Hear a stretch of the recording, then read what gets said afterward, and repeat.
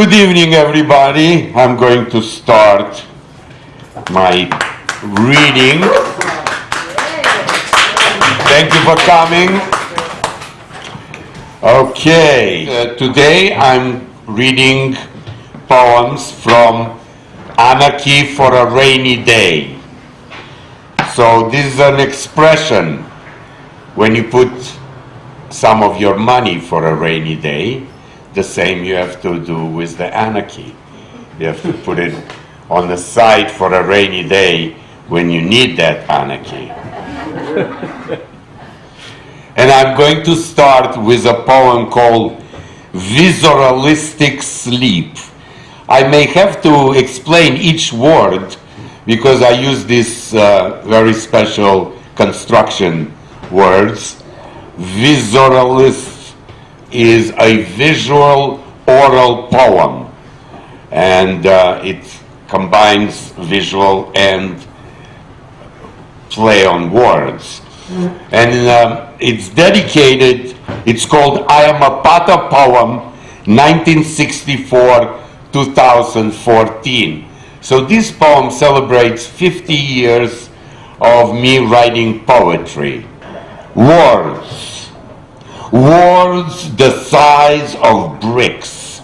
Words lie broken and scattered all around me, in tall buildings, in cracked windows, on a road in exile, as traffic swirls rhythmically.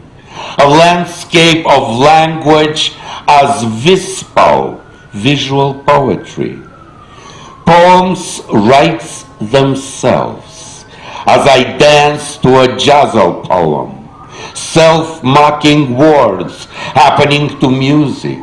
Around the corner, spoken word in a basement from a book destined to be read aloud. Around the world, shouted from the rooftops. In cafes, I give away my poetry books. A visualistic throw away gesture. Windy streets are paved with my lost books. I am a living dada jester wrapped in a chance happenstance, imbued with an unwished surreal heart. Each breath brings an epiphany of voices. When innumerable prophecy come to pass, then poetry with no eye contact will prevail. The lost Zen Dadaist yodeling and tightrope walking, carrying a cannabis accordion, a jar full of mementos, broken chains of oblivion, cut, clipped wings of cruelty, descending inside myself through a half-open door, dissolving darkly in gray matter, in toothless laughter, an old letter, words scribbled by a visionary hand, as if my subconscious wandered into a room of mirrors.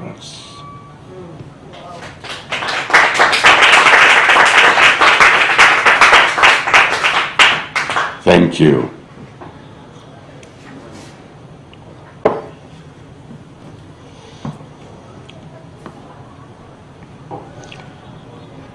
I'm going to read you a poem called Strip Poetry Without Banjos.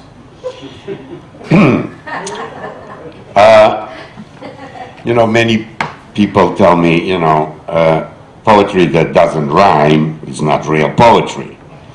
So I decided to, make an experiment and to write a poem that actually rhymes from time to time. And this is about a place that we have in New York. It's called Bowery Poetry Club. It used to be a real place for poetry, but now it's a strip joint. And before it became a strip joint, we had sort of a transitional period in which we had like a poetry whorehouse. Sort of, people will come and read some poems and get undressed or have kind of a fetish situation. And this was a very beautiful Russian poet that came and read and stripped. And here's the poem about her. Eros is a rose, what a wonderful pose. A strip poetry performer coat her cute nose on the tip of her hose. I would like to include this great partial nude, part of the body unclosed, slow motion gracefully exposed, shoulders down, breast recomposed, like the veterans of lusty prose, make us all too quickly transpose to a leggy Vogue model's pose. In the middle of a verse, rhyme and rhythm interposed, a bit of the pink is slightly exposed. Rotate full circle and sexy repose, her rouge and noir stockings, her garter belt a vault of virginity. Someone stole your panties. Fetishes are chasing perverts. Suddenly you are a Greek statuette, a muse, maybe a nude minuet, a friendly sexhibitionista, voyeurism with a seduction twist. Please put me on your party list. One more turn, then she finally froze. Cannot repress the arousal response. For a second, my manhood arose. Sexual healing, I suppose. A rose is a rose, is a rose, is a rose. Thank you. That was a street poetry without banjos. Now, I'm going to read you a poem of my travels.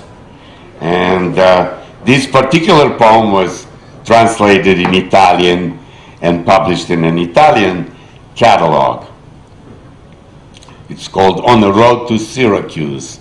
Syracuse is in Sicily. And here it goes. Love Sicily, hate the mass tourism. Leaving Palermo in a huff and a puff via Lincoln Road, full of trash and trashy girls. The highways winding to the east, the scooters, the cars, the trucks, nearly invisible in a long tunnels. Love Sicily, hate the mass tourism. The group of sleepish, hippish, sheepish humanoids. Sing, my friend, sing before your brain melts like cheap pistachio gelato from Wi-Fi, telephone, power lines. Sing, my friend, before the road covers the ancient ruins. Don't drink from the fountain, says the sign. No potabile. Cefalù stinks from medieval bagno pubblico, mountains of unconsumed breakfast included. The sandwiches smell of diesel fumes. The expensive dinner is enveloped in sewer odors. The cat refuses to eat the rest of my fish. A man runs in a Piazza del Duomo in Taormina, kicking plastic cups left in a street. The garbage trucks are too small to keep up with the Russian tourist invasion. Love Sicily, hate the overcooked pasta. The volcano is belching, Mr. Etna. Harsh yoga, Hatha yoga for the London yogistas, Corporations sponsor orange writers, others sponsor lemon perfume. The conspiracy against the beauty of ancient monuments is underfoot. Oh, friend, you see the spirit of Sicily torn apart by the strangers holding their phones and iPads while the museum in Palermo are shuttered. Tennessee Williams sheds a tear. Sicily, oh Sicily, conspicuous consumption, conspicuous consumption, blankets your temple. Man too can fly, man too can fly, whispers Da Vinci. Let me sleep, Sicily, let me sleep before the sun rises over the Taormino hills. Love Sicily, love Sicily, love Sicily.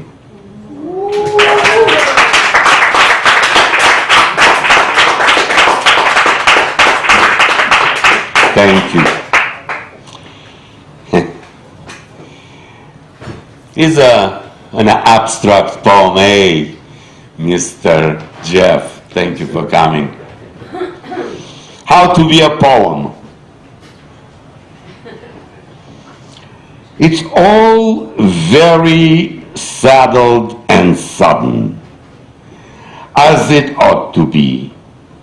I will be that hawk hunting for poison-resistant rats in Tompkins Square Park, Apparition Fountain, a listener of Cecil Taylor music. I feel the neurosis growing like a bonsai tree on my brain. I am a poem from scratch, liturgical Dada lamentation, ventilation of verbs on my breath. I am on my own lips. I don't tell motel, poem in my eyes, lines of verse, like a bird cage surrounded by roaring lions. Sometimes an entire poem without words, random cluster of grammatically defective lines of criminal saints without figuring it out beforehand. I'm just a scribbled stationary note. No rational explanation necessary, no matter what it means. It's all coincidental, just like my poem's audience. Thank you. That is how to be a poem.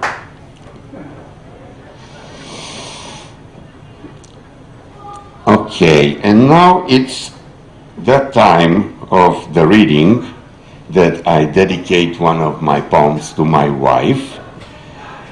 It's called A Miracle in Manhattan.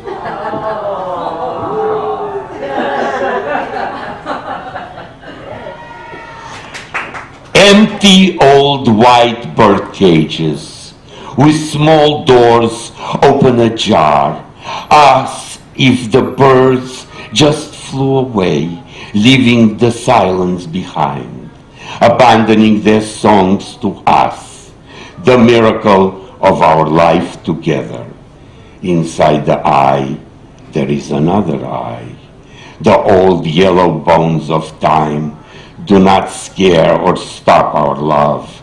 Spiritual, comical reflection on an entwined karma between us, a couple celebrating eroticism when young, sung and danced, that strange sex strut on a train, woman and man strung on a life's path, the sounds of pleasure and pain, your breath on my lips, tongue on my nipples, fishnet stockings on my shoulders, skin glowing in the dark, heavy perfume of sex and passion, red bikinis dissolve and evaporate, nakedness shimmering with red lights, powerful 4-decade-long stream. All our desires flow like a dream within a dream within a dream.